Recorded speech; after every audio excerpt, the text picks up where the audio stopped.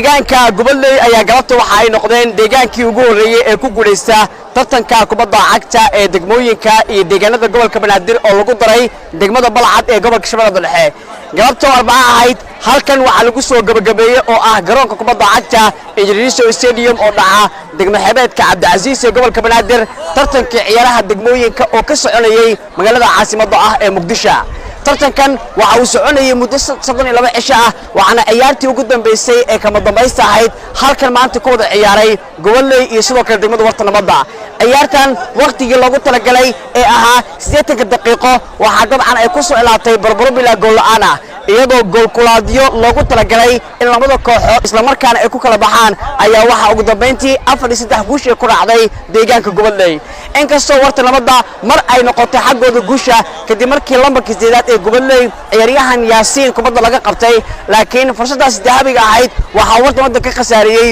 wiilkooda lagu magacaabo Maxamed Amiin oo xirta lambarka soddonaad ee ciyaartoyda Warta Nabadda ugu dambeyntii sida waxay ku noqdeen 4-3 in ay goboley ku noqdaan deegaankii ugu horeeyay ee ku guuleysta tartan kubadda cagta ee degmooyinka goboley tartankan waxay ka soo qayb galayaan 2 sano oo kaliya waxaana marka ugu horeysa aan wax ka weydiiyay dareenkiisa gudoomiyaha deegaanka goboley Cabdullaahi Nuur Kaalibey oo la hadlay TV-ga qaranka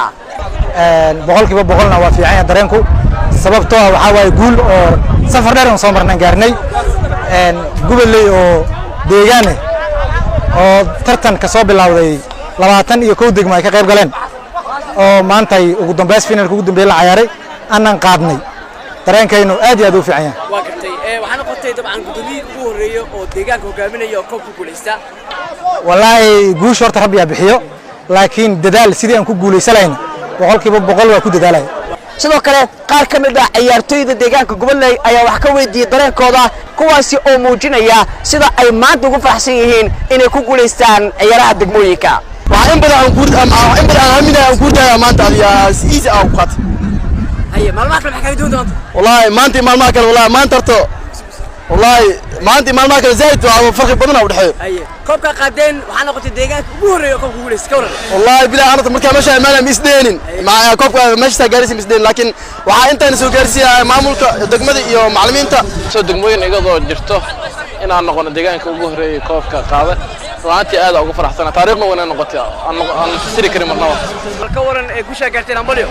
wallahi dareenkayga maanta loo soo koobi karo alxamdulillah ku faraxsanahay inaan maanta ku guuleysano championka degmooyinka gobolka Banaadir iyo deegaanada inaan ku guuleysano maanta ku faraxsanahay deegaanka goboley oo ku faraxsanahay wallahi alxamdulillah dareenkayga lama soo koobi karo farxaddeena halkan ka bilaabanaysa ilaa goboley oo si celebrate doona insha Allah waxyaabaha cajiibka ahayd waxaa ka mid ahayd laacib ka mid ah goboley oo qarsan waayay ilmada isla markaana garoonka u dhex oonayay kaasi oo ka mid ah xidigii ugu daadiiraa ee ka soo muuqda ciyaaraha degmooyinka laacibkan hadda arkaysaan waxa uu qarsan waayay farxadda iyo guusha uu gaaray waxaana isagoo ilmeynaya oo la hadlay TV-ga qaranka waxa wax ka weydiiyay dareenkiisa ayaa u faraxsanay guusha maanta jarnay waa markii horeysay final maada aan guuleysto oo degmooyinka ciyaaraha maanta la soo gabagabeeyay waxa ka qayb galaya 22 kooxood 17 degmo ee gobolka Banaadir 3 deegaan ee kala ah goboley Garisbaale iyo sidoo kale Dar es Salaam sidoo kale waxa ka qayb galay degmada Balcad kaasoo noqonaysa 22 kooxood tartankan waxa uu socday muddo 32 cisho ah waxaana ka qayb qaatay in ka badan ilaa 500 oo ciyaartoy ugu dambeyntii waxa la bixiyay awaamanada kala duwan tartanka waxa kaalintood ku guuleystay goboley halka labaad ee gala Warta Nabadda goolaayii ugu fiicnaa waxa ku guuleystay goolaayaha cajiibka ah ee Maslax Sidow Ibrahim kaasi oo bandhig cajiib ah sameeyay Cabdirashiid Maxamuud warbaahinta qaranka Muqdisho.